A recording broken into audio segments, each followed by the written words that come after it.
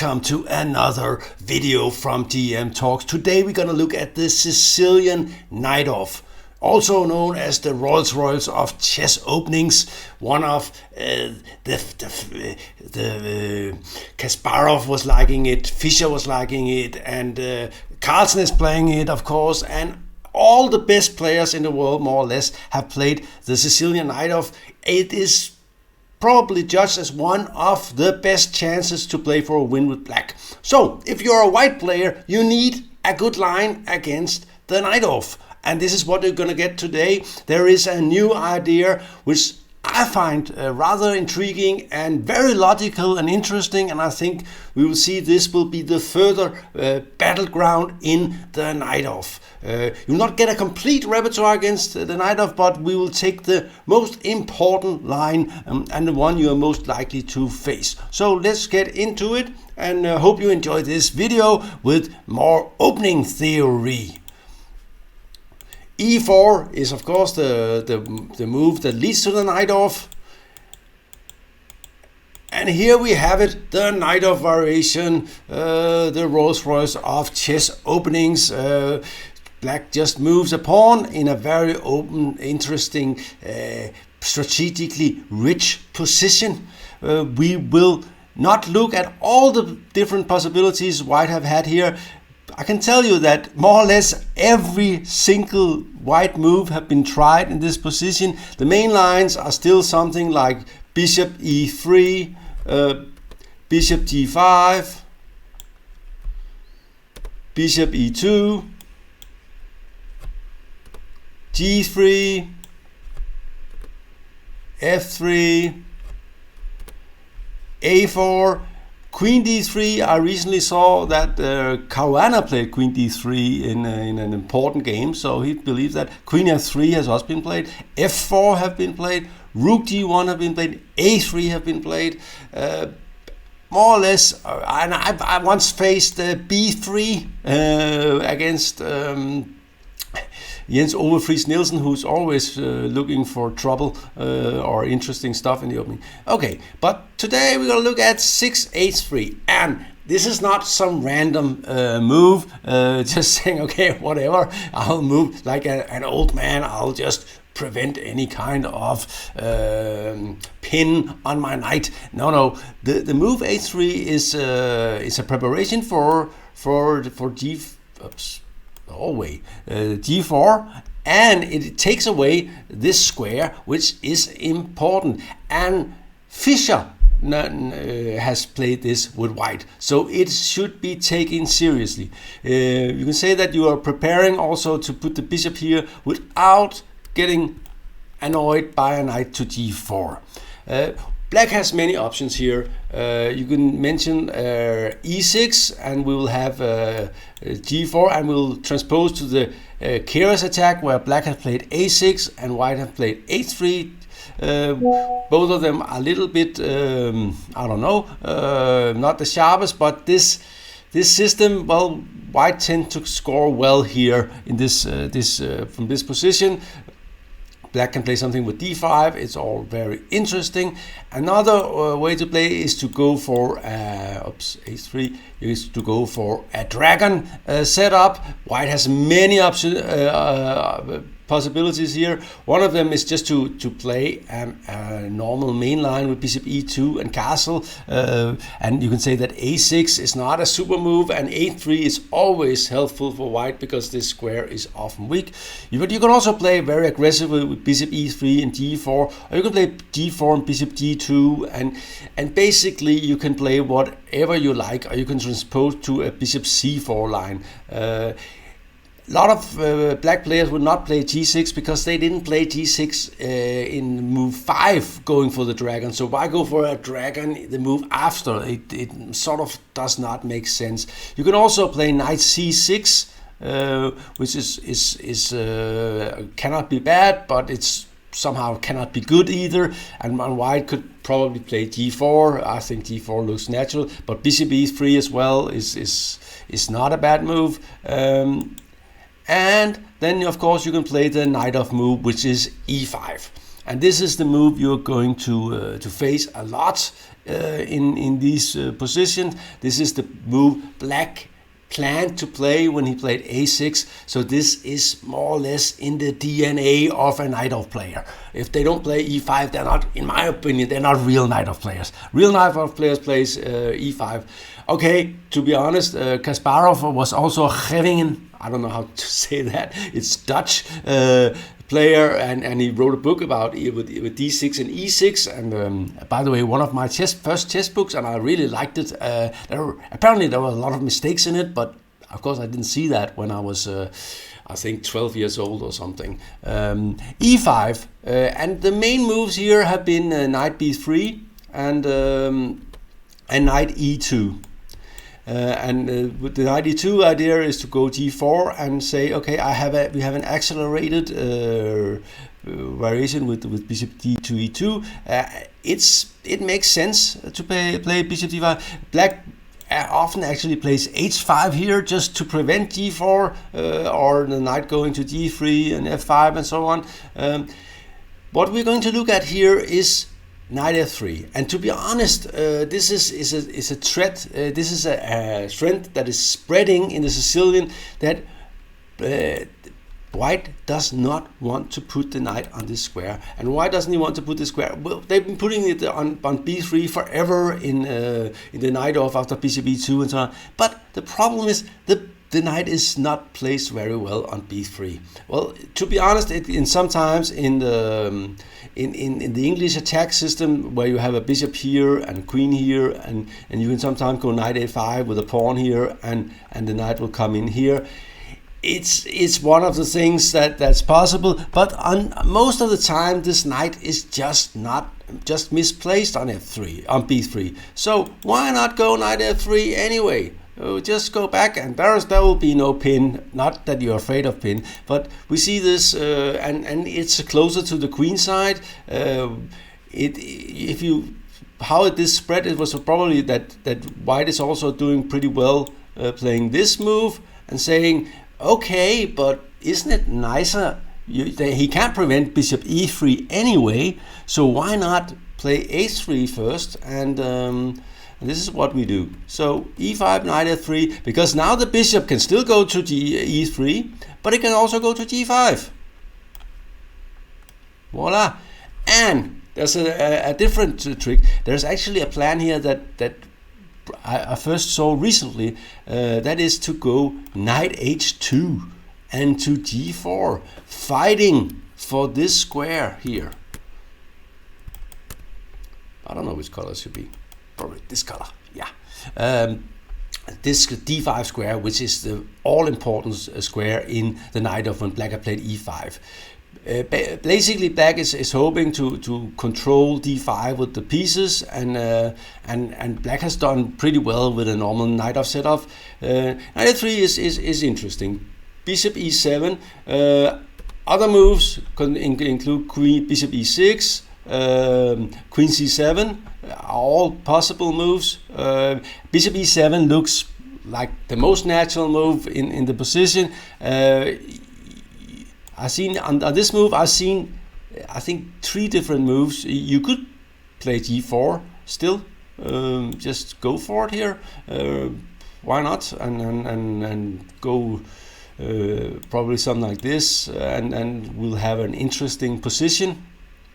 You could also go into positional mode with a4, and basically you're playing to play this, or put it here and put a bishop here maybe. I think this was also not a bad choice. You could also go g3 and just say, okay, I will play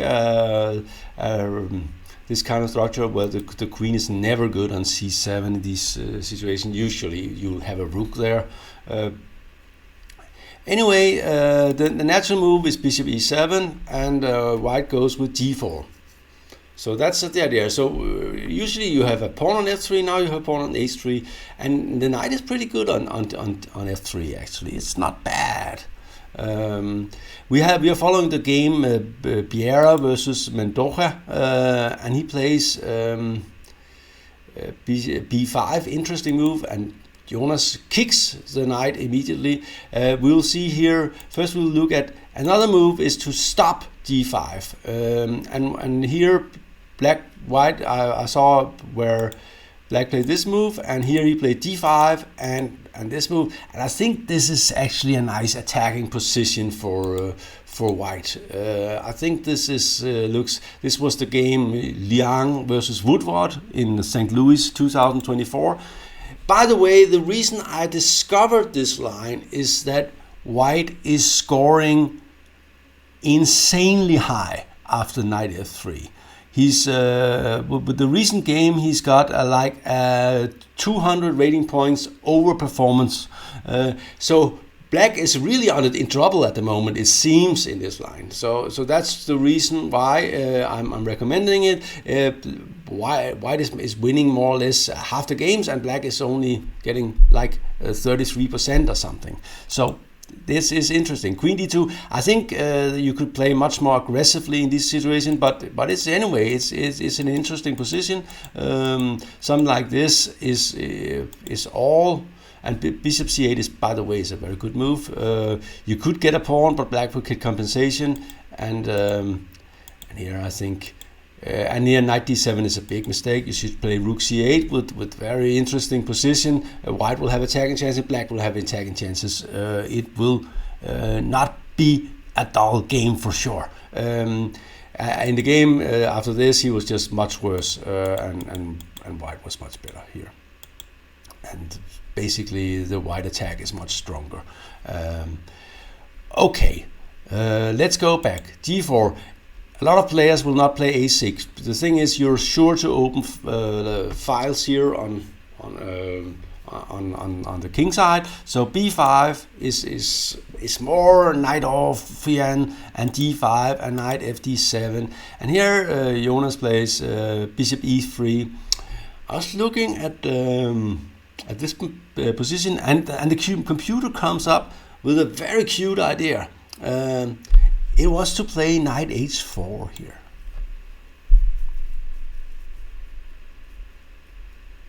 I thought that was pretty cool, actually.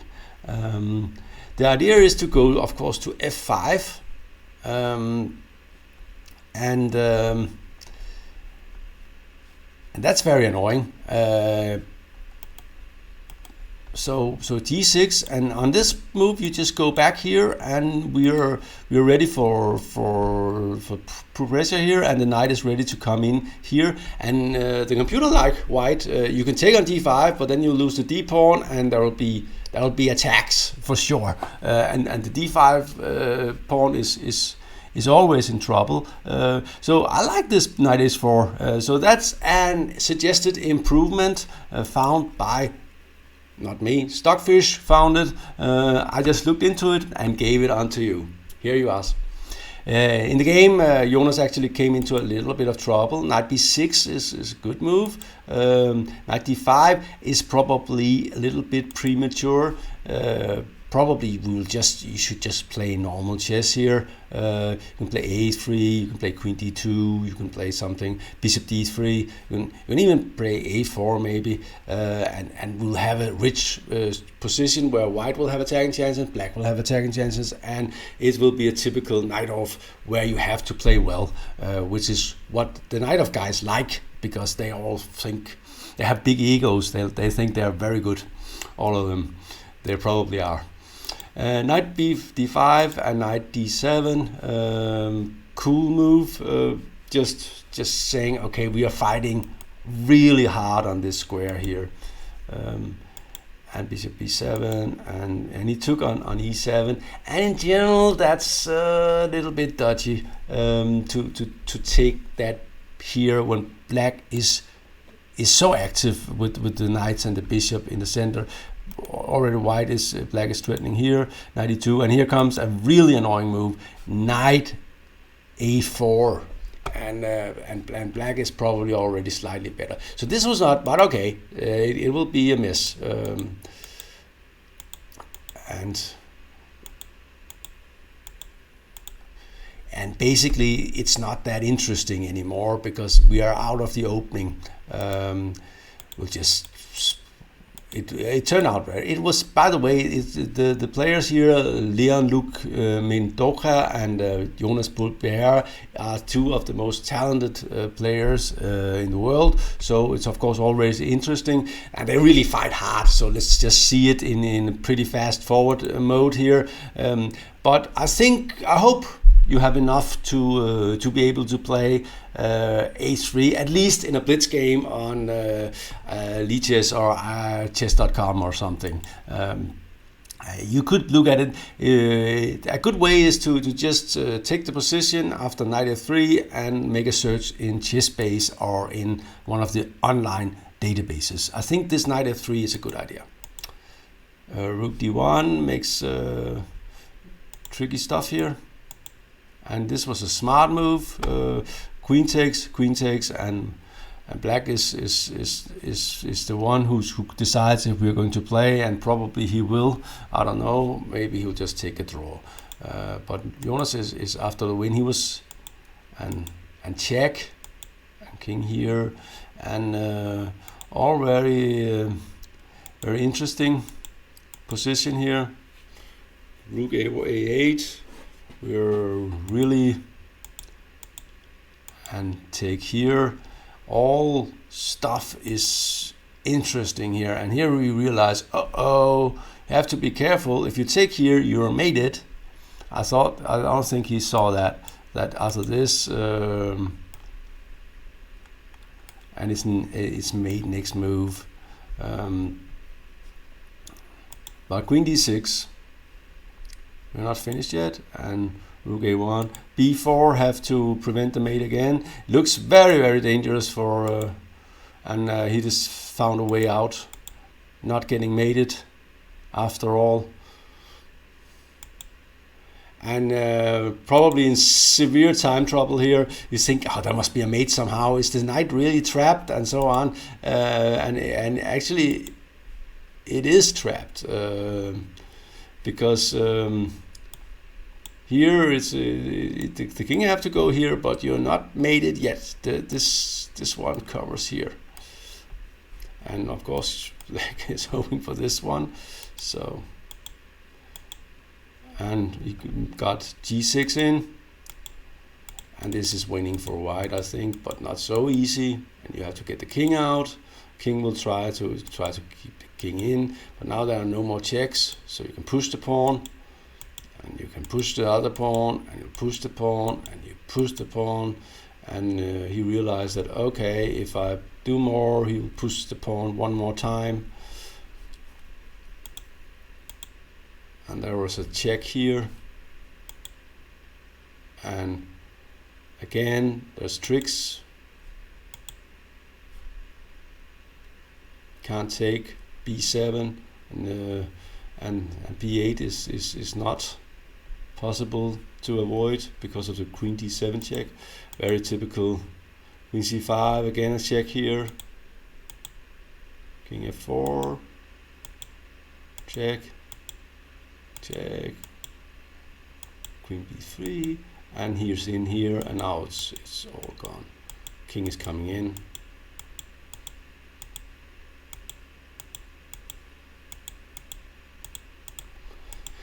Yeah, talent show, and black resigned. One of the rooks are lost. Anyway, that was interesting. Just to recap, after you can play h3 against the Najdorf, and after e5 you go to f3 and probably surprise your opponent. Then you can usually play the plan with g4 and g5, but you can also switch plan, especially if you play something weird, and say, okay, if you play h6, then I'm gonna put my bishop here because that looks kind of cool in this situation. Something like that is always possible. I think it's an interesting possibility, and definitely worth checking it out. It's yours now. This was GM Talks. Thank you for watching.